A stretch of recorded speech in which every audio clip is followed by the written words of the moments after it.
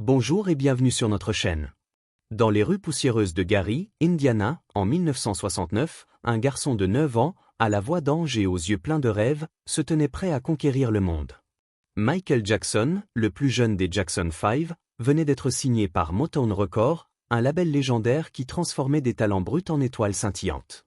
À cette époque, il était encore un enfant timide, nerveux, cherchant un ancrage dans un univers où la gloire était à la fois une promesse et une tempête. Et c'est là, au cœur de cette effervescence, qu'il rencontra Diana Ross. Diana n'était pas seulement une star. À 25 ans, elle était une supernova. Ancienne membre des Suprêmes, elle s'était imposée comme une icône de la soul, une femme dont le charisme et la grâce captivaient le monde.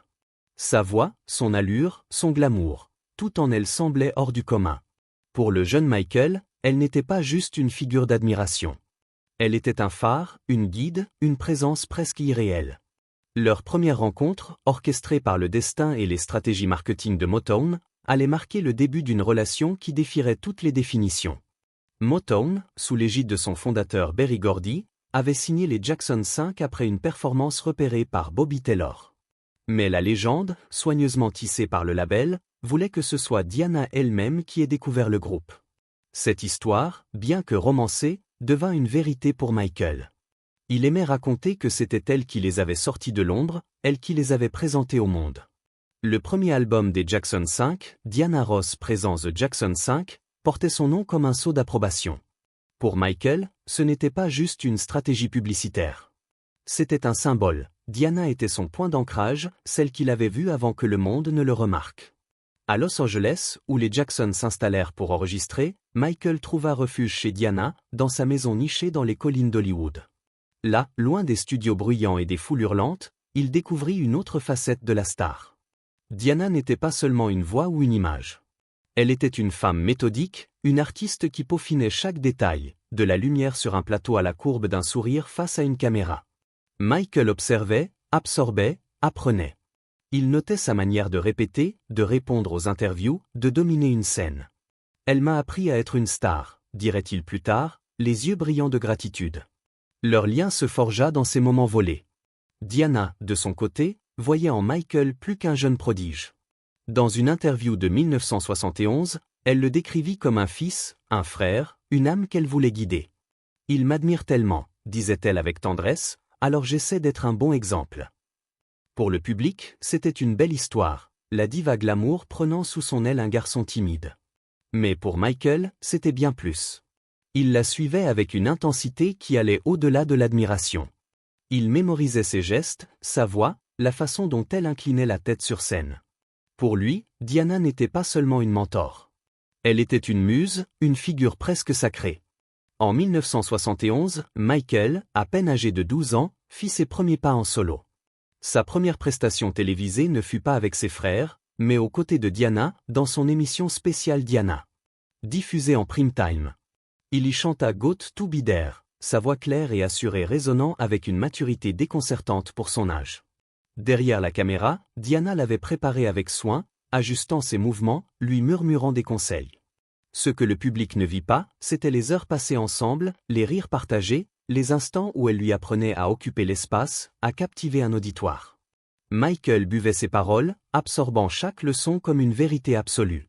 Cette période marqua un tournant. Michael n'était plus seulement le petit frère des Jackson 5.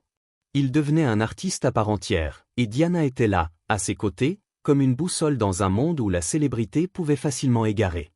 Mais ce lien, si fort, si visible, portait en lui une complexité que peu pouvaient percevoir.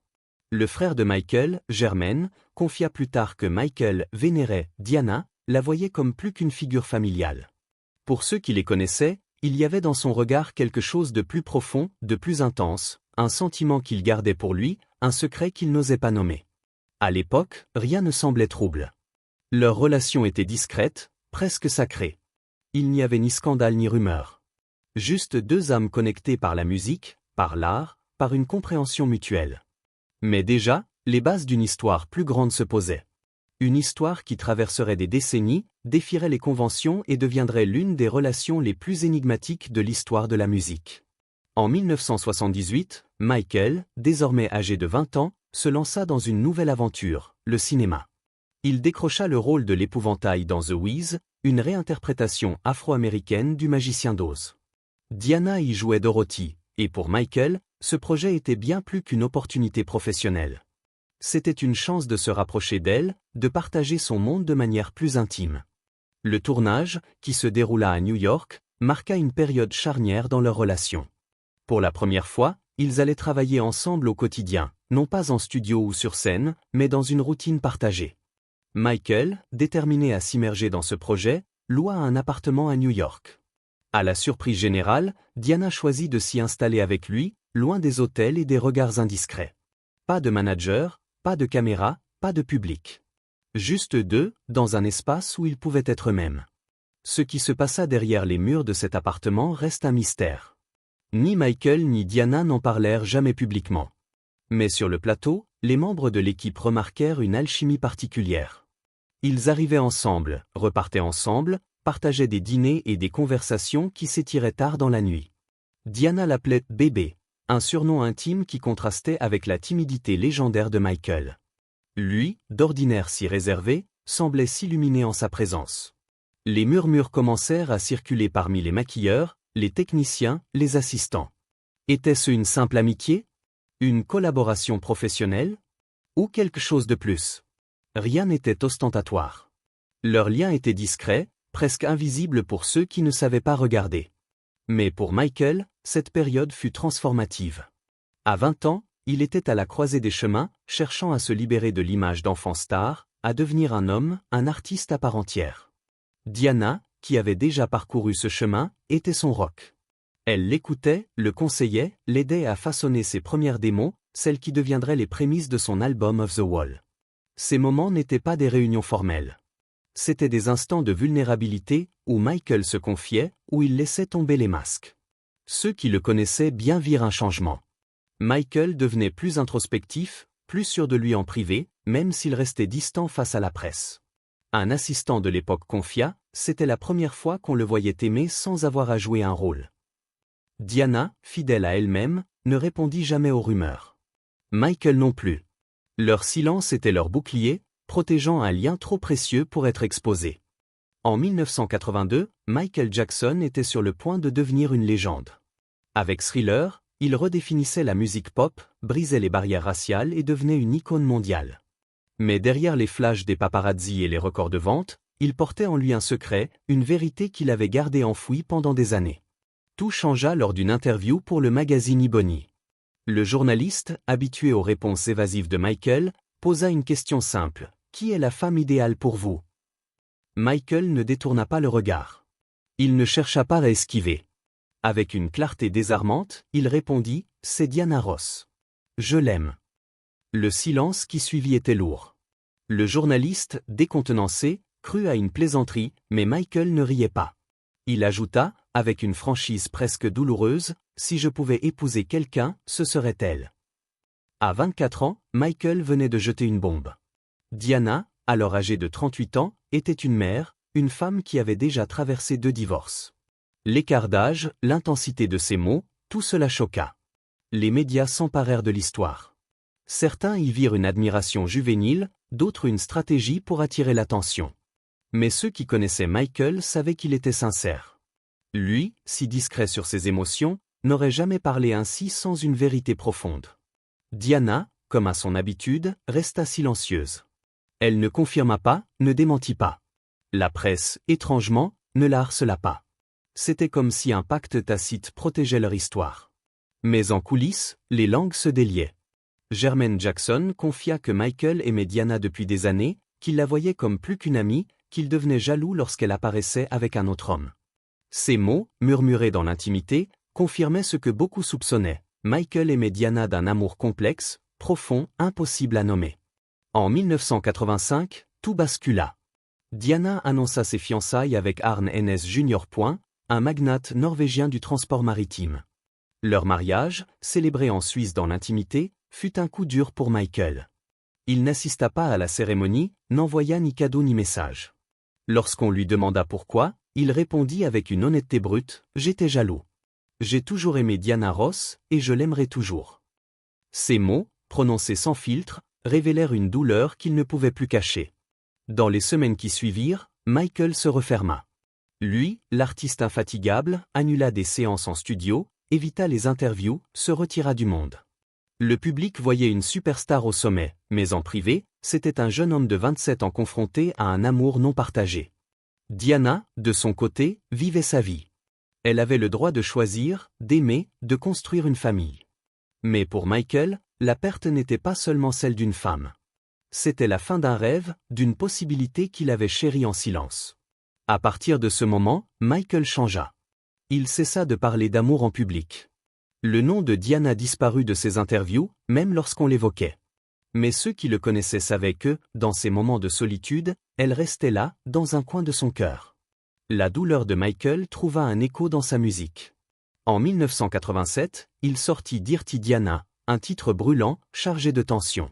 Le choix du nom, Diana, ne passa pas inaperçu. Pour le public, c'était une chanson sur une femme séductrice, une groupie manipulant les stars. Mais pour ceux qui connaissaient son histoire, c'était autre chose. Le dépôt du copyright, coïncidant avec le jour du mariage de Diana, était une piste trop évidente pour être ignorée. Germaine confia que la chanson était une catharsis, une manière pour Michael d'exprimer une frustration qu'il ne pouvait mettre en mots. 4 ans plus tard, en 1991, Remember the Time offrit un contraste saisissant. Là où Dirty Diana était sombre et tourmentée, ce titre était doux, nostalgique, presque tendre. Dans le clip, Michael incarne un homme tentant de séduire une reine intouchable dans un palais égyptien. Les paroles, simples et poignantes, posaient une question. Te souviens-tu ? Pour ses proches, l'inspiration était claire. La chanson était un hommage à Diana, à un amour qui n'avait jamais pu s'épanouir. Pas de colère, pas de reproche, juste un regret doux amer, un souvenir qu'il chérissait. La musique devint son refuge, le seul endroit où il pouvait dire ce qu'il taisait ailleurs. Chaque note, chaque mot portait une vérité qu'il ne pouvait exprimer à voix haute. Pour Michael, aimer Diana, c'était écrire des chansons qui lui parlaient, même si elle n'y répondait jamais. En 2002, Michael mit à jour son testament. Parmi les clauses, un détail attira l'attention. Si sa mère, Catherine, ne pouvait s'occuper de ses enfants, la tutrice désignée était Diana Ross. Pas un ami, pas un frère, pas même Debbie Rowe, la mère de 2 de ses enfants. Diana.